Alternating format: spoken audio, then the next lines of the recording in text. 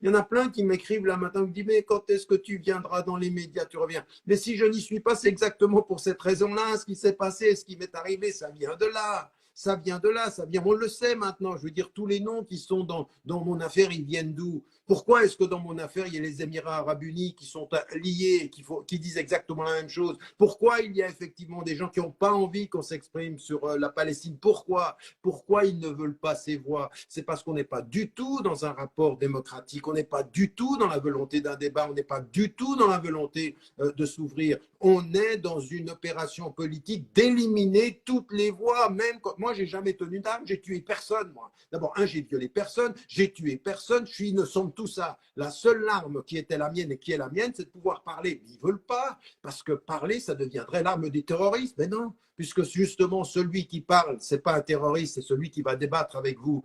Mais la différence entre vous et certains d'entre des interlocuteurs, comme ceux qui sont les intellectuels médiatiques, c'est qu'eux n'hésitent pas à soutenir des terroristes et que ça n'arrivera jamais, jamais vous l'entendrez, mais à un moment donné, il faut payer le prix, faut admettre qu'à un moment donné, on va peut-être perdre un travail, on va peut-être perdre un ami, on va peut-être perdre une position, mais il vaut mieux perdre une position dans la dignité que de continuer cette position dans l'indignité et la trahison.